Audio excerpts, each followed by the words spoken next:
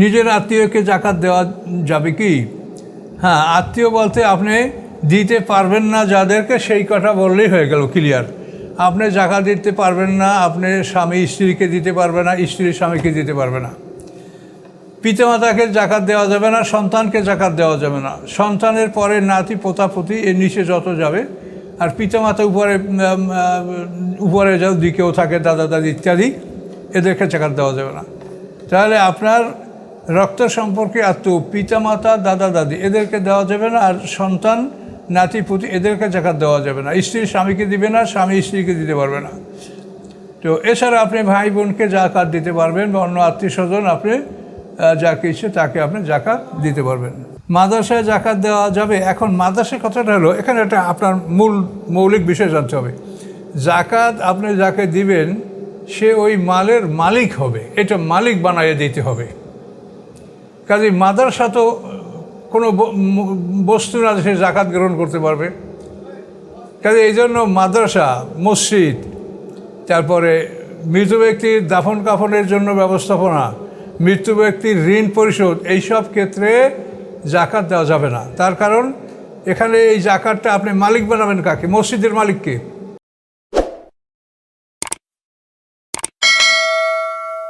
আসসালামু আলাইকুম, সম্মানিত সুধী মণ্ডলী, আজকে আমরা প্রশ্ন উত্তর পর্বে কিছু আলোচনা করব। মানুষেরা যেগুলো প্রশ্ন করেছেন আপনাদেরকে শোনাচ্ছি। জাকাত কাদের উপরে ফরজ? কত টাকা হলে জাকাত দিতে হয়? জাকাতের নিসাব কত? একই কথা।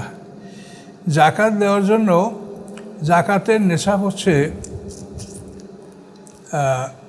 স্বর্ণের নেশাব হচ্ছে 7.5 তোলা। 7.5 তোলা স্বর্ণ থাকলে তার কাছে যদি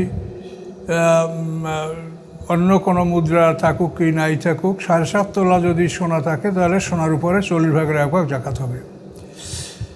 আর সোনার উপর, অর্থাৎ সোনাও আছে এবং নগদ টাকাও আছে, এক্ষেত্রে 52.5 তোলা রূপার সমপরিমাণ, 52.5 তোলা রূপার যে দাম সেই পরিমাণ যদি হয় দুটো মিলিয়ে, অর্থাৎ স্বর্ণের দাম এবং যার নগদ ক্যাশ টাকা আছে, এটা মিলিয়ে যদি 52.5 তোলা রূপার সমপরিমাণ সম্পদের কেউ মালিক হয়, তার উপরে জাকাত ফরজ হবে। তো এটাই হলো জাকাতের নিসাব। তো এরপরে অন্য অনেক বিষয় আছে যেগুলো আপনারা বিভিন্ন চ্যানেল থেকে, আমার অন্য আগের আলোচনা, গত শুক্রবার আলোচনা থেকে জানতে পারবেন যে জাকাতে 13 ফরজ, তার মধ্যে 5 টাকার থেকে জাকাত আদায় করা ফরজ এবং 8 টাকাতে সেই জাকাত ব্যয় করা ফরজ। এই জাকাতে মোট 13 ফরজ। এই বিষয়টা আপনাদের আমার চ্যানেলে আছে, এগুলি আপনারা দেখেন, আপনারা জানতে পারবেন। তো এখন আপনার যে 52.5 তোলার রূপার মূল্য বা এই সম পরিমাণ টাকা, এটার উপর আপনার জাকাত হবে, কিন্তু জাকাত হওয়ার শর্ত হলো হাউলানে হাউল, অর্থাৎ আপনার কাছে স্বর্ণ বা টাকা বা ব্যবসার মাল যেটাই আছে 1 বছর পার হলে আপনি জাকাত দিবেন। ব্যবসার হিসাবটা হলো, আপনি মনে করেন যে ব্যবসায় যে টাকাটা মূলধনটা ইনভেস্ট করছেন, তো এই টাকাটার পরিমাণ যদি 52.5 তোলা রূপার মূল্যের সমপরিমাণ থেকে উপরে হয়, তাহলে আপনি এটা লিখে রাখেন এবং 1 বছর পার হয়ে যাওয়ার পরে আপনি ওই দোকানে যে সম্পদটা, যে মূলধনটা আপনি বিনিয়োগ করছেন, 1 বছর পরে ওই টাকার উপরে জাকাত দিবেন। মাঝখানে আপনার ওটা কমবে বাড়বে ওঠানামা হবে, ওটার সমস্যা নেই। আর 1 বছর পরে জাকাত দেওয়ার পরে আপনার মূলধনটা কত থাকলো, সেই মূলধনটা আবার হয়তো বা কিছু বেশি হবে। এই মূলধনটা আপনি লিখে রাখেন, লিখে রাখার পরে 1 বছর পরে আবার এটা জাকাত দিবেন।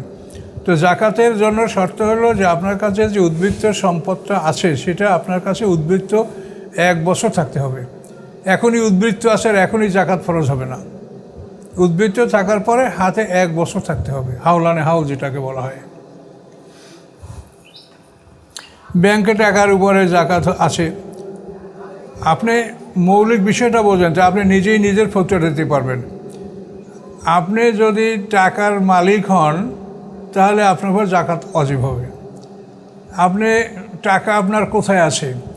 ব্যাংকে আছে, দেশে আছে, বিদেশে আছে, কাউকে ধার দিয়েছেন, যে কোনো অবস্থাতে, অর্থাৎ আপনি মালিক।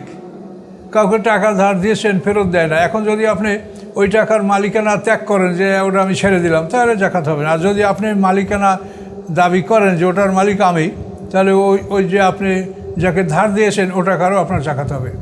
তাহলে আপনার এটা এক কথায় পরিষ্কার যে আপনি যদি টাকার মালিক হন, টাকা আপনার যেখানেই থাকুক, এটা জাকাত হবে।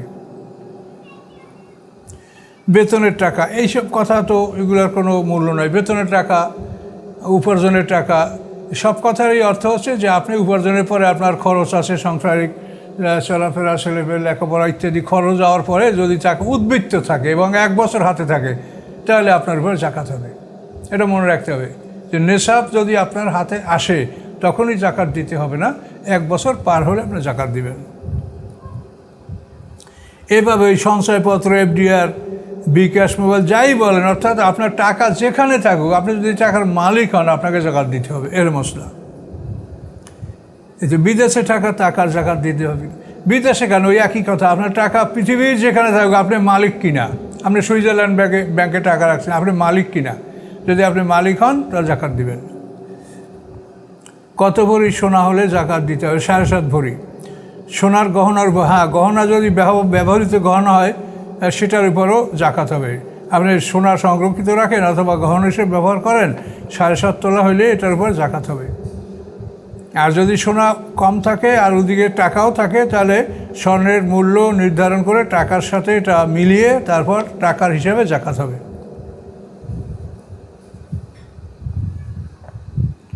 শুধু সোনা থাকলে কি জাকাত ফরজ? সোনা যদি 7.5 ভরি থাকে, শুধু সোনা, তাহলে 7.5 ভরি 7.5 তোলা না হওয়া পর্যন্ত জাকাত হবে না। আর যদি সোনা থাকে আর নগদ টাকাও থাকে, তো সোনার মূল্য মানে বাজার দর ধরে যে মূল্য আসে, এই মূল্য এবং টাকা এটা মিলিয়ে টাকার জাকাত হবে। ব্যবসার জাকাত কীভাবে দেওয়া? আমি বললাম যে আপনি যে টাকা নিয়ে ব্যবসা শুরু করছেন, এটার পরিমাণ যদি 52.5 তোলার উপর মনে হয়, এটা একটু দেখে নেবেন, মনে হয় 80,000 টাকা, 52.5 তোলার উপর দাম। এই পুঁজি নিয়ে যদি দোকান শুরু করেন, তাহলে 1 বছর পরে ওই টাকার জাকাত দিবেন এবং জাকাত দেওয়ার পরে আপনার কি থাকলো সেইটার উপরে আবার 1 বছর পরে আপনি জাকাত দিবেন। মাঝখানে যেটা আপনার ব্যবসার মধ্যে কম বেশি হবে, ওটা হিসাব দরকার নেই। জমি কিনে রাখলে জাকাত আছে কি? জমি যদি ব্যবসার উদ্দেশ্যে কেনা হয়, যে আমি জমি বসবাস করার জন্য নয় বা বাড়িঘর করার জন্য নয়, এটা আমি ব্যবসা করব, যে এই জমি কিনেছি অতিরিক্ত দামে বিক্রি করব, কাজে এই ব্যবসার নিয়তে জমি কিনলে সেই জমির উপরে জাকাত হবে। এভাবে ব্যবসার নিয়তে যদি কেউ গরু ছাগল কেনে এবং এটা তার ব্যবসা, অর্থাৎ ব্যবসার নিয়তে যে টাকাটা আপনি ইনভেস্ট করবেন, বিনিয়োগ করবেন, সেই টাকার উপরে আপনার জাকাত হবে ব্যবসার নিয়ত করলেই। আর যদি ব্যবসার নিয়ত না করেন, আপনি জমি কিনছেন, নিজে বাড়ি করবেন, এটা জাকাত হবে না।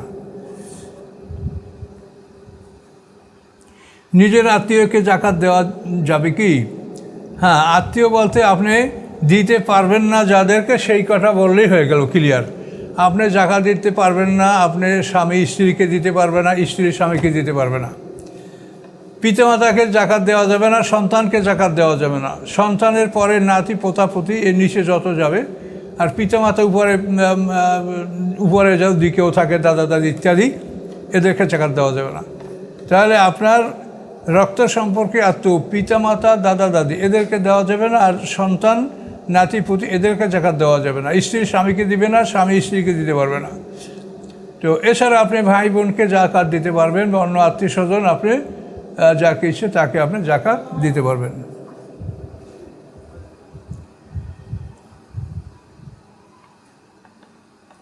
আচ্ছা, এই তো লেখা ভাই বোনকে জাকাত দেওয়া যাবে কি? যাবে। বাবা মাকে জাকাত দেওয়া যাবে? যাবে না। গরিব ছাত্রকে জাকাত দেওয়া যাবে? হ্যাঁ, যাবে। মাদ্রাসায় জাকাত দেওয়া যাবে? এখন মাদ্রাসার কথাটা হলো, এখানে একটা আপনার মৌলিক বিষয় জানতে হবে। জাকাত আপনি যাকে দিবেন সে ওই মালের মালিক হবে, এটা মালিক বানাইয়ে দিতে হবে। কাজে মাদ্রাসা তো কোনো বস্তু না সে জাকাত গ্রহণ করতে পারবে। কাজে এই জন্য মাদ্রাসা, মসজিদ, তারপরে মৃত ব্যক্তির দাফন কাফনের জন্য ব্যবস্থাপনা, মৃত্যু ব্যক্তির ঋণ পরিশোধ, এইসব ক্ষেত্রে জাকাত দেওয়া যাবে না। তার কারণ এখানে এই জাকাতটা আপনি মালিক বানাবেন কাকে? মসজিদের মালিককে। যাকে আপনি জাকাত দিচ্ছেন সে যদি মসজিদের টাকা দান করে দান করতে পারবে, কিন্তু আপনি ডাইরেক্ট মসজিদে টাকা দেবেন। জাকাতের আইনটাই হলো যেটাকে টাকাটা যাকে দিবেন সেই টাকাটার মালিক হবে, সে মালিক বানিয়ে দিতে হবে। তাহলে মসজিদ মালিক হতে পারে না, মাদ্রাসাও মালিক হতে পারে না, মালিক হতে একটা মানুষ। এই জন্য মৃত ব্যক্তি সে মালিক হওয়ার অধিকার নাই, সে মারা গেছে, এই জন্য মৃত ব্যক্তির ঋণ পরিশোধ করাও যাবে না, মৃত ব্যক্তির দাফন কাফন ও জাকাতের টাকা ব্যবহার করা যাবে না। জাকাত দিতে হবে যাকে, এমন এক মানুষকে যে ওটার মালিক হবে। যে মালিক হতে পারে না, মালিক হওয়ার যোগ্যতা যার নাই, তাকে জাকাত দেওয়া যাবে না। এই জন্য মসজিদে জাকাত দেওয়া হবে না। আপনি যাকে জাকাত দিচ্ছেন সে যদি মসজিদে দান করে সে দান করতে পারবে। আর কাউকে আপনি এত জাকাত দিবেন না যে জাকাত দেওয়ার ফলে সেই জাকাতের টাকা তার উপর জাকাত ফরজ হয়ে যায়। কাজে যে টাকায় জাকাত ফরজ হয়ে যায় তার সাথে অন্তত কিছু নিচে আপনাকে থাকতে হবে। তো এভাবে আপনারা জাকাত আদায় করবেন। এতিমখানায় জাকাত দেওয়া যাবে কি না? এতিমখানায় যদি এতিমরাই খাওয়া দাওয়া করে, এতিমদের জন্য অর্থ ব্যয় করা হয়, তা দেওয়া যাবে, কিন্তু সেটা আপনাকে নিশ্চিত হতে হবে যে এখানে শুধু এতিমরা খাচ্ছে না, এতিমদের সাথে ধনী গরিব সবাই মিলে খাচ্ছে। তার কারণ ধনী সন্তানদেরকে তো জাকাত দেওয়া যাবে না। তো এই জন্য এতিমখানা যদি এতিমদেরই হয়, থাকা খাওয়ার ব্যবস্থাপনা, তাদের লেখাপড়া, পোশাক এতিমদের জন্যই যদি ব্যয় হয়, তো সেখানে আপনি জাকাত দিতে পারবেন। তো জাকাতের ব্যাপারে এই সমস্ত মশলাগুলি আমরা মোটামুটি এগুলি বললাম, কিন্তু জাকাতের অন্যান্য বিষয়গুলি কিন্তু আপনারা এখানে কিছুই প্রশ্ন করেন না। এখানে শুধু জাকাতের যে খাত আছে, অর্থাৎ 5টা খাত থেকে জাকাত আদায় করতে হবে। এখানে শুধু এর মধ্যে 40 ভাগের 1 ভাগ, 5টা খাত হলো 5-এর 1, 10-এর 1, 20-এর 1, 40-এর 1 পশুর জাকাত। এই 5টা খাত থেকে জাকাত আদায় করা ফরজ। তো এখন এই 5টা খাতের মধ্যে এখানে শুধু আপনারা 40 ভাগের 1 ভাগ যে খাত, এই একটা খাতের কথাই বলেছেন, অন্য কথাগুলো আপনারা এখানে উল্লেখ করেন নাই। আর এগুলি আমি সংক্ষেপে আপনাদেরকে বলে দিচ্ছি। 5-এর 1 জাকাত হলো অফিল মাদেন আর রেকাজ আল খুমুস, গুপ্তধন এবং খনিজ সম্পদে 5 ভাগের 1 ভাগ জাকাত দেওয়া ফরজ। এটা হলো 5-এর 1 সবচেয়ে বড় খাত। দেশে তেল, গ্যাস, সোনা, রূপা, জিপসাম, কয়লা, মানে যা কিছু। এবং এই জাকাতটা এমন যেটা যখনই আপনি তেল গ্যাস তুলবেন তো তখনই জাকাত আদায় হবে। অন্য জাকাতে যেমন 1 বছর পার হলে পরে টাকার জাকাত, সোনার জাকাত 1 বছর পার হলে দিবেন। আর এইটা খনিজ সম্পদের জাকাত, যখনই আপনি মালটা তুলবেন, খনিজ থেকে উত্তোলন করবেন, তখনই সেই উত্তোলিত তেলের 5 ভাগের 1 ভাগ, তেল গ্যাসের 5 ভাগের 1 ভাগ জাকাত দেওয়া ফরজ। আর ফসলের জাকাত, অর্থাৎ ধান, গম, যব, ভুট্টা, এই ধরনের মানে আলু, কলা, পেঁপে, বেগুন, কপি, চীনাবাদাম, খেজুর, আম, এই সমস্ত যত ফসল আছে, এই ফসলগুলি যদি নদীর পানিতে, বর্ষার পানিতে হয়, তাহলে সেখানে 10 ভাগের 1 ভাগ জাকাত হবে। আর যদি এগুলি উৎপাদন করতে সেচ, সার, ঔষধ লাগে, তাহলে 20 ভাগের 1 ভাগ জাকাত হবে। এই 5-এর 1, 10-এর 1, 20-এর 1 চলে গেল। এরপরেরটা হলো 40-এর 1, 40 ভাগের 1 ভাগ নগদ টাকা, সোনার উপর ব্যবসার মাল, এবং ব্যবসার নিয়েতে যে কোনো টাকা আপনি বিনিয়োগ করবেন সেটাই 40 ভাগের 1 ভাগ জাকাত হবে। কিন্তু ব্যবসার টাকার জাকাত হবে বছর আনতে, 1 বছর পার হয়ে যাওয়ার পরে। শুধুমাত্র খনিজ সম্পদের জাকাতটা যখন উত্তোলন তখন জাকাত। আর ফসলের জাকাতটা আপনি যখন ফসলটা কাটবেন তখনই ফসলটার জাকাত আপনার ফরজ। ফসল পাকলেই জাকাত তার উপরে ফরজ হয়ে যায়। তবে ফসল কেটে আপনি সংরক্ষণ করবেন, এর সময় আপনি ওই সময়ও আপনার জাকাত ফরজ। এবং একটা জমিতে যতবার ফসল হবে, যতবার ফসল তুলবেন ততবারই জাকাত হবে। এবং নিসাব হলো 26 মণ, 5 ওয়াসাক, 350 100, 60 1 পাশে, 5 ওয়াসাক ফসল হলে সেই ফসলের জাকাত হবে। হয়তো 10-এর 1 যদি প্রাকৃতিক নিয়মে বৃষ্টি পানিতে, নদীর পানিতে, এবং যে গাছ শিকড় দিয়ে মাটির রস শুষে ফল দেয়, এই সমস্ত ক্ষেত্রে 10 ভাগের 1 ভাগ। আর যদি এখানে সার, ঔষধ, সেচ লাগে তো এই ফসলই 20 ভাগের 1 ভাগ। আর 40 ভাগের 1 ভাগ নগদ টাকার, সোনার উপর ব্যবসার মাল। এবং এখানে 1 বছর পার হওয়ার শর্ত। আর ওই ফসলের তেলে এগুলি কিন্তু বছর পার হওয়ার কোনো বিধান নাই। যখনই ফসল কাটবেন তখনই জাকাত, তেল যখনই তুলবেন, গ্যাস যখনই তুলবেন তখনই এর জাকাত দিতে হবে। তো এই জাকাত এটা একটা ইসলামের খুব কঠিন নির্দেশ। এই জাকাত যদি কেউ বর্জন করে তাহলে তাদেরকে কোরআন পাকে আল্লাহ যে অভিশাপ করেছেন ভয়ঙ্কর, আল্লাযীনা ইয়াকনুজুনা যাহাব ওয়াল ফিদ্দাতা ওয়ালা ইউনফিকুনা ফি সাবিলিল্লাহ ফাবাশশিরহুম বিআযাবিন আলীম। মানে যারা স্বর্ণ রৌপ্য এগুলি তারা জমা করে রাখে অথচ এর জাকাত দেয় না, আল্লাহ বলছেন তাদেরকে আপনি হে রাসূল বেদনাদায়ক শাস্তির সুসংবাদ শোনান। ইয়াউমা ইউফআ আলাইহা ফি নারে জাহান্নাম, এবং এই সম্পদগুলি জাহান্নামের আগুনে, এই স্বর্ণরূপাগুলি জাহান্নামের আগুনে উত্তপ্ত করে এগুলিতে তারা তাদের মুখমণ্ডলে, পাঁজরে, পিঠে দাগ দেওয়া হবে। এগুলি কোরআন পাকে বলা আছে। কাজেই জাকাত অত্যন্ত ভয়ঙ্কর বিষয়, আল্লাহর আদেশ। কাজেই জাকাত সবাইকেই দিতে হবে এবং সবাইকে জাকাত দেওয়ার জন্য আপনারা বুঝিয়ে বলবেন যেন প্রত্যেকেই নিজের মনের খুশিতে জাকাত আদায় করে এবং এর জন্য সে যেন পরকাল কামনা করে। এই হিসেবে সকলেই জাকাত দিবেন এবং এটা আল্লাহর বিধান। সম্পদ যারা জমা করে রাখে তারা কেউই এগুলো নিয়ে কবরে যেতে পারবে না, আর কবরে দিয়ে দিলেও কোনো উপকার হবে না। কাজে এই জন্য সম্পদ শুধু জমা করাটাই বড় কৃতিত্ব নয়। আল্লাহ যেভাবে সম্পদ আয় করতে বলছে সেভাবে আয় করেন, যেভাবে ব্যয় করতে বলছে সেভাবে ব্যয় করবেন। এ বলে আমরা আমাদের বক্তব্য শেষ করছি। আসসালামু আলাইকুম।